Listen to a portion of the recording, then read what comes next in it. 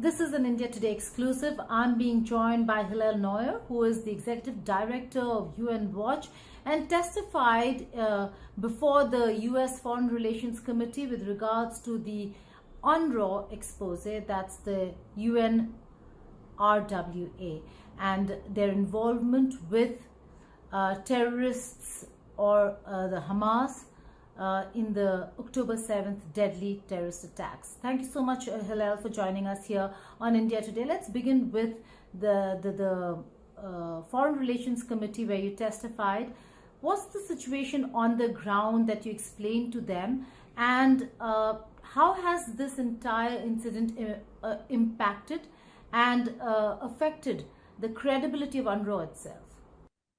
Well, UNRWA has very little credibility because for 10 years, we've been submitting to them warnings that their employees, including teachers and school principals, are inciting to jihadi terrorism, calling to slaughter Jews, and glorifying Nazi leader Adolf Hitler. And their response was not only to ignore us, to ignore the reports, to fail to take any action, but to attack us, to say that UNWatch is not credible, and so forth. So for 10 years, they've been ignoring our warnings, and for them to suddenly announce now that they've fired, 10 people or something, and they're investigating, that's too little and too late. The agency is infested with terrorism. We estimate 1,200 staff in Gaza alone are members of Hamas and Islamic Jihad terrorist organizations. That is the situation with UNRWA today. Now, this expose, the intelligence gathering with regards to UNRWA, exposes certain staff members of UNRWA being involved with the Hamas or with the terrorist incident. But the larger picture over here about the humanitarian aid that is to reach Gaza, what really happens to that now, and how is it impacting humanitarian aid reaching civilians in Gaza? Well, we need to find a practical replacement. UNRWA is a failure. The international community should not be paying taxes to an agency that has 1,200 terrorists working there, 6,000 family members of terrorists, and actual perpetrators of the massacre of October 7th on the staff. So that's clear, and we just need to find a replacement. There was a question asked at the United Nations last week in Geneva, and the spokesman from the World Health Organization said, and I quote, "The United Nations in general and the WHO are capable of scaling up to replace UNRWA if they are defunded." So we are working at finding alternatives. There's the UN Refugee Agency, which is for the whole world, UNHCR. They can handle the situation. They're very capable of doing so. We don't need UNRWA, a special agency, which has the opposite purpose, not to resettle refugees, but to perpetuate Palestinians in generation after generation of grievance, hatred, and war. That needs to end. We have replacements: World Food Program, OCHA, the UN Humanitarian Agency, UNDP, the Development Program, UNHCR, the Refugee Agency. All of these are very capable of filling in the space and distributing aid as much as needed.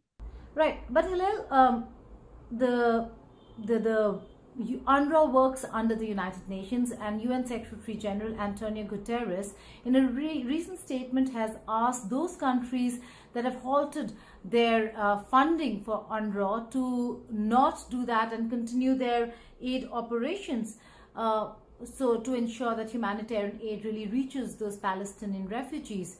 What's your reaction and your take on that? Well, my concern is that the Secretary General has failed to act. We sent him warnings numerous times. We've requested to meet with the heads of UNRWA and with him to discuss incitement to terrorism, the problem that is widespread and systematic throughout the agency. He failed to meet. He failed to act. His spokesman a few weeks ago said, UNWatch, referring to me, my organization, they have a track record. So they tried to disparage us. The evidence is on our website, unwatch.org. The case against UNRWA. You'll see our latest report, UNRWA's Terrorgram, documenting 3,000 UNRWA teachers in a chat group that incited to murder and celebrated the horrific acts of October 7th. Secretary General Guterres has failed to take action. It's all too little too late. He's trying to make the problem go away. This so-called inquiry that he created is a fake inquiry. It will not uncover the truth. which is that terrorism is widespread and systematic within UNRWA.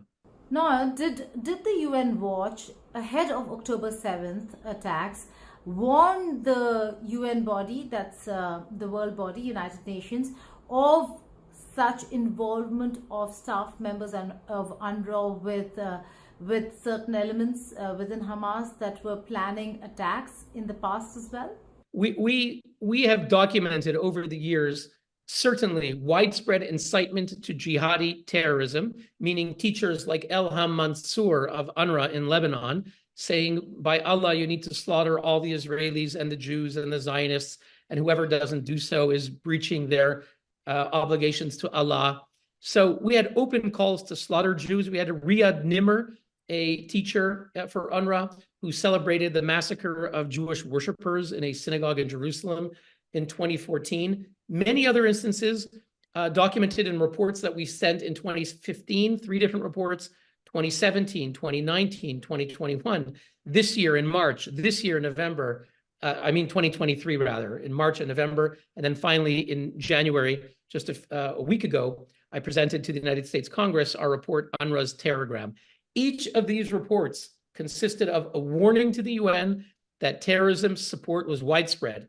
In addition, we know, and it emerged, that UNRWA had allowed rockets to be launched from their facilities and weapons to be concealed. That is documented from the 2014 war. And finally, I would say there are UNRWA people in the years past who were part of the Hamas political bureau. One's name, I think, is Suhail Hindi, if I'm not mistaken, and UNRWA removed him. So incitement, they knew about it. Involvement of some of their staff in Hamas, they knew about it. Their facilities being used to launch rockets at Israeli civilians, each rocket being a war crime. UNRWA knew about this. They can't today pretend they didn't know. Again, we reached out to them, sent letters to Commissioner General Philippe Lazzarini, his predecessor, Philippe Krahenbuhl. They refused to meet us. They didn't want to know about it. That's the truth. UNRWA buried their heads in the sand. They cannot say they didn't know. They knew. You testified before the Foreign Relations Committee, Noir. What really happened there? Well, the committee of the U.S. Congress called for a hearing on to expose UNRWA, the failures of its mission. We were there as one of the key witnesses to provide evidence. And the members of Congress, I can tell you, certainly from the chairman's side, the Republicans, but also some Democrats like Brad Schneider, Richie Torres, are outraged that more than $300 million of U.S. taxpayer money is going to fund supporters of terrorism, if not perpetrators of terrorism themselves. So the American people, I think, have had enough of this. And I think certainly the Congress is going to push the administration to cut off all the funding, not just temporarily, but for good. But here, civilians within Gaza are being impacted, are being affected. Now, with this entire situation on the ground, what is the next step to ensure humanitarian aid reaches the people of Gaza? If not UNRWA, like you said, there are other options, but clearly, what is it that UN Watch is looking at in terms of options to ensure that aid reaches civilians in Gaza? We have to begin the transition. The transition has to begin soon. It's not going to happen one day to the next. We have to make sure that humanitarian needs come first, but not politics, not the politics of war, the politics of revenge, the politics of hatred, incitement to terrorism. That needs to end. And UNRWA is tainted. It cannot be reformed. We've tried. It is not reformable. We need to begin the transition. World Food Program, UN Development Program, UNHCR, Office of Humanitarian Affairs, known as OCHA. All of them can do it. We're beginning discussions to begin the process of transition. Right. Hilal, also, are there steps, next course of action that the UN Watch and other international organizations are really looking at and considering to ensure that in future, aid agencies that are working in such zones, particularly such as Gaza, that they're not involved with elements that are extremist, the terror organizations, and that there is some sort of insulation to ensure that the credibility is not lost and humanitarian aid continues? Well, it's very hard to enforce this because Hamas is a mafia, a terrorist mafia organization, and anything in Gaza will be under their control. So every second home had underneath the children's bed grenades and weapons and RPGs. So every home was subverted. You can assume every facility, every school, every clinic will be subverted by Hamas. That is a challenge that is not going to go away if Hamas is in control. We have to hope that Hamas will be destroyed. They are a murderous, genocidal, nihilistic terrorist organization.